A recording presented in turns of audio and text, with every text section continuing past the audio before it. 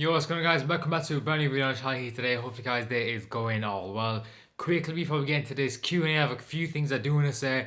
The support on the first video was absolutely amazing. If you look on the screenshot on screen, we literally crushed that video. You guys crushed the video. The support was amazing. Like, we had over like 100 likes, which kind of blew my mind. Obviously this content isn't bot talk related, it isn't restock related. It's purely myself and my own content.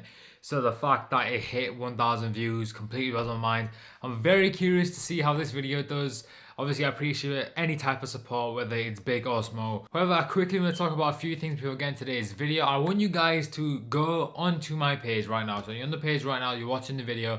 Next to the subscribe button is the post notifications button. I want you guys to turn that on to all notifications. Now, there's a reason why. The reason is because I want, as soon as these videos to come out, I want to see the same people dropping a like, sending me a screenshot on Twitter, and dropping a comment in the YouTube comments. And this just basically tells me which people have the notifications on, so I can follow you guys on Twitter and stuff like that. I just want to crush the video as soon as it comes out, so we can try to get the views up, the likes up, the comments up, essentially, but as much interaction on the video as soon as it goes live. So I'm able to do that if you turn on my post notifications for my Twitter is at retryonline, or you do it for the YouTube channel. As soon as it goes live, basically drop a like, send me a screenshot on Twitter, and drop a comment down below. Let's see how powerful we can create, like a little army that have all these post notifications on, so when these videos do drop, they get crushed straight away, and that just helps me out a ton. And the next thing is a segment I do want to add to these videos, and it's question of the video.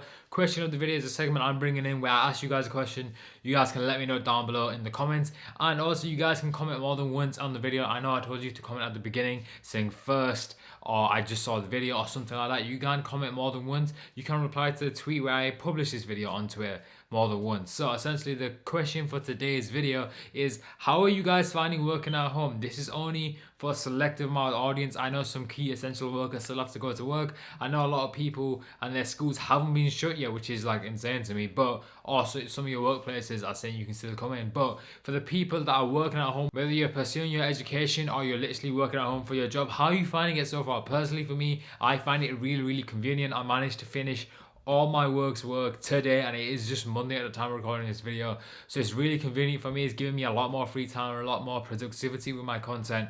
Obviously I can make these videos more often, and I feel like waking up early in these days, personally for me, this is what works. Waking up early limits the amount of distraction, just because a lot of people are awake, so I can't go on my phone, I can't go on Twitter. And also tuning into like lo-fi study live streams. Like, there's a live stream, if you go on YouTube and type in study live streams, there are these like background music that you can put on whilst you're doing the work. That tends to like soothe my mind a little whilst I'm doing the work. So those are just my personal tastes, but let me know down below in the comments, how are you guys finding working out? Let's jump straight into today's video. Today's video is a Q&A. I put out the tweet that's on screen saying tomorrow I'm sitting down to record a Q&A for a YouTube video. If you have any questions related to myself or the bot talk, drop them below to be featured in the video. Eyes emoji. So I have a few questions here. A lot of the questions are repeated, a lot of them are worded in different ways, so I'm going to go ahead and choose the best questions I can and go ahead and give my best answer. The first question of today's Q&A is by Natrix Solo on Twitter. He said, I am super interested in reselling, where should I start? So personally for me, when I got into reselling, I didn't look at the botting side. I feel like a lot of people that came on the bot talk firstly, and a lot of people I've talked to and I know within the community, don't go to the botting side first. They look at the shoes that they really like, and they like the shoes, and then from there they pursue on how to get that shoe 100%, because obviously these shoes drop on these sites, and when you first get into reselling, you're really unaware about bots, as for most people are.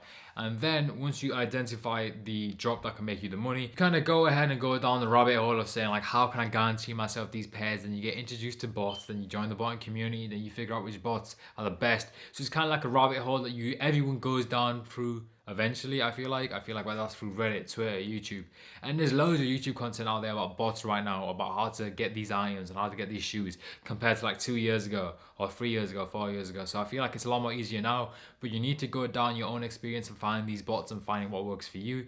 And also, it's very capital intensive, so essentially you're reselling money that you do make, and a lot of these drops do scale up with how much capital you do put in. So there's a lot of factors to consider. I'm considering making a video about it in the future where I can literally just sit down and teach people the correct way to do it and the things to keep in mind in this industry, because there's a lot of money you can lose, and I've also made loads of mistakes throughout the way, but obviously those mistakes have allowed me to not teach, but advise people not to do those certain things. And also friends who are new into reselling, I've been telling them what advice to do, what drops to go for, and I feel like that could be an interesting video, so I might make that in the future. So for the next question, this comes from Brandon. I did get a lot of variations of this question. It says, would like to hear about your botting experience and the way you found the botting community. So the way I found the botting community, how I got into botting, essentially is through this story. I've talked about it a little bit on the bot talk in some episodes, but I'd go and reiterate it. So essentially what happened was I was getting into Supreme and I knew the basic system of it drops at 11 on a Thursday, and also it sells out stupidly quickly.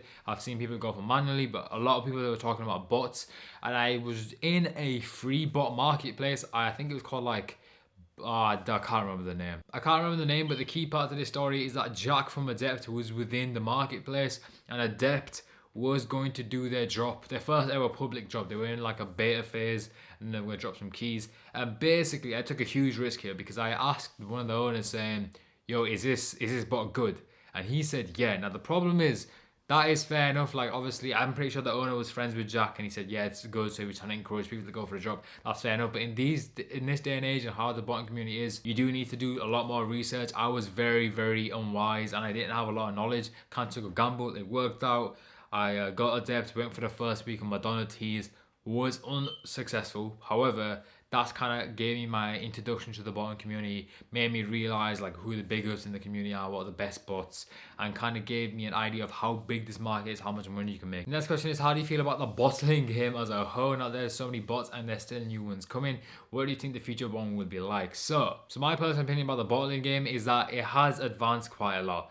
There's tons of more bots now, there's tons of more groups, tons more services compared to when I got in like 2 years ago. I'll touch upon that. I think there's a question about that later in the Q&A, but essentially it's advanced quite a lot. There's bots for everything now. Like there's bots for Twitter, there's bots for joining Discord invites. Like it's advanced quite a lot. There's a lot more bots, and I feel like you need to be quite selective of who you decide to invest your money in with, and you need to keep in mind that like the more reputable the person is in this community, there's a lot of reputable people, they're usually backed behind good bots, and that's how I would follow it. If I was new in the community, I would look at the reputable people and see who they trust and go from there. But I definitely do think it's a lot more dangerous these days, just because of the fact that there's a lot more bots, so the volume of bots to exit scam. If you guys don't know what exit scam means, it means shut down their company and basically take the user's money and run. And that's kind of more frequent these days, just because there's more bots, so the volume of bots go up, the percentage likelihoods of more exit scams that happen does go up as well. Yo, listen, I didn't steal anything. Go away, please. Alright? I'm trying to record a video. Some guy was like constructing a house outside for like 45 minutes before I recorded this video. That's why it took so long to make. But going back to that point, you do need to be vigilant about what companies you go ahead and invest your money into. I feel like people kind of know now what companies are at the top, what companies are at the bottom, what companies stay away from, and just kind of that whole kind of metric. So I feel like people are safe, but it's always something to keep in mind. Yeah, this is what I'm talking about, bro. I can't even record a video without someone trying to build their 5-star mansion. Like, you see, he stopped now. He's back again. Yo, let me record this video. Bro, this guy's still going. He's still going on it. I'm gonna try to bang out this Q&A as quick as possible, so if he starts again, then it's not an issue. So, moving on to the next question. Why did you start making the show? If you guys know what he's talking about the bot talk, the show I was referring to at the beginning. It was a show I did 2 seasons of. Season 3 coming soon, by the way. I announced it on the Twitter. Go check out at the bot talk if you guys want to check out any details about the show. But why did I decide to start making the show? Essentially, the idea came around me wanting to create frequent content on the channel, and I wanted to regulate some activities. So I thought, let me make a show.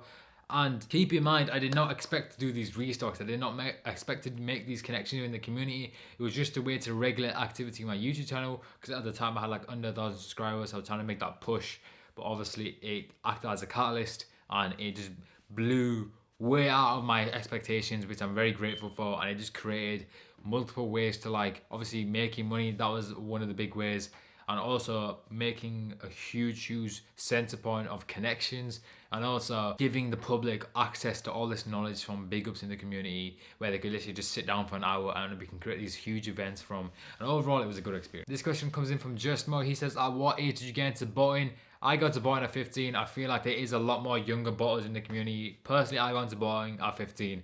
And I feel like I didn't make a lot of mistakes just because of how immature I was at the time. I wouldn't even say immature, I would just say lack of knowledge for my age. And I did make a lot of mistakes. It's a lot of money you're handling. So one thing for young botters, if there are any young botters watching this video, which I don't know, I kind of doubt, but based on the demographic in the back end of YouTube, it says there is some younger people watching these videos.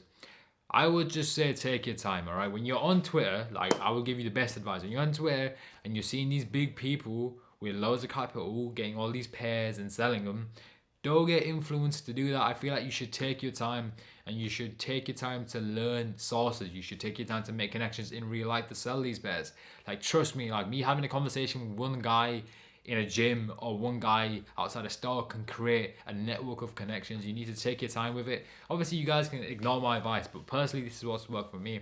I took my time with it after making my mistakes, and it has helped me quite a lot. And just to add to that, when I say take your time, I mean don't rush into anything. If you're young, I'm making the presumption that you don't have the responsibility of paying for the roof over your head. You don't have the responsibility for paying for your own food. I'm making that assumption. If you guys don't fit into that, then obviously this doesn't apply to you, but for the people it does apply to, you guys can take risks, all right? You guys can take risks. You guys can go broke. You don't have any kids to pay for. You don't have anything like that. You have the luxury of making these risks without having everything go wrong in your life. So I literally, my best advice would be to take your time, analyze your risks, learn from others, but also take your time in your own way to develop your own knowledge about this entire thing. The next question is thoughts on the current situation going on and the future of sneaker reselling. Now he is talking about the thing that's going on in the world that I cannot name because I will not get monetized. He started again.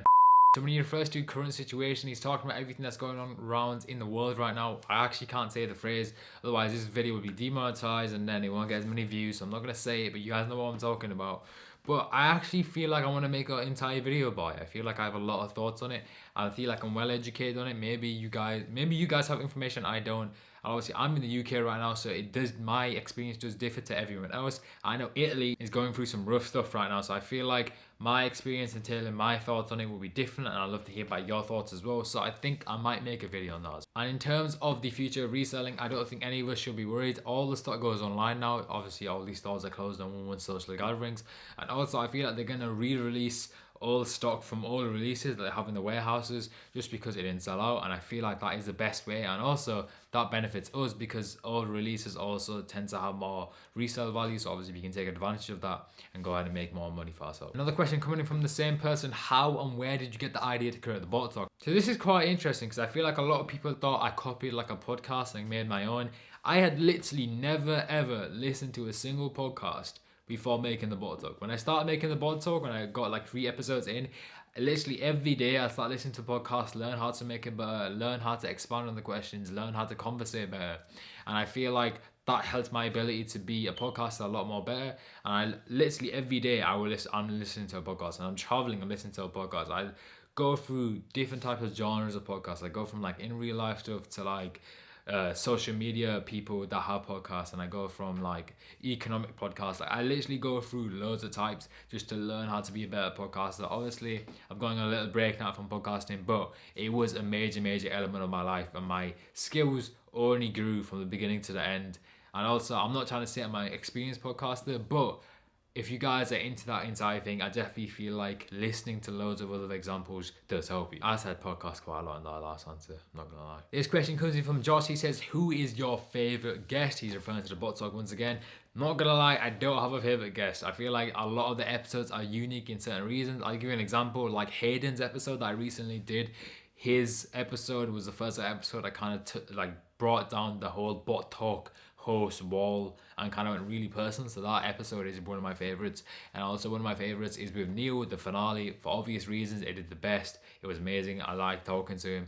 And there's so many episodes I could name for different reasons, and I feel like each episode you bring to me, I can give you a unique reason why I like it and why it's one of my favorite. So I'd end up saying all 28 are my favorite, but definitely some episodes that I did do, they kind of felt forced with some people. I'm not going to name who, but I feel like my only mistake with some of the episodes is that I should have got to know the actual person better before doing the episode, and I feel like the episode would have resulted in a better conclusion. I feel like a lot more people would have enjoyed it, so that is my only regret. But it is where it is. All the episodes turned out great in my opinion. The next question is, what was the most interesting thing you learned from your past interviews? The most interesting thing I've learned from guests on the bot talk is how they took their passions and created it into a business. Obviously that's what I've done here. It's not a huge business, but it does create streams of revenue and it creates views and engagement. So it's really interesting to see different people's stories and how they got to the point they are right now. So yeah, my answer to that question is literally just seeing the whole progression element of it. The final question comes in from Kogan Sean. What kind of career are you trying to build for yourself? Now I asked myself this question quite a lot, and it does differ over the years. When I was a kid, I wanted to get into hardware. As I grew older, hardware kind of died off. I wanted to be a programmer. Then I realized programming doesn't really interest me. I do want to create a business, and I was in the process of doing that until all this stuff happened in the world. My plan initially was to end the bottle talk and kind of go down the business route, and I said I want to do that. I'm in the process of doing that. I will reveal where it is soon once I finalize everything. But my type of career is that I want to create a huge worldwide business, and I'm not too fussed. I'm not too like I'm not wanting social attention when it comes to like followers and clout. I just want a successful business, and I want to like hire like my friends, get everyone in, and like everyone around me, I want them to succeed. That's kind of like the dream.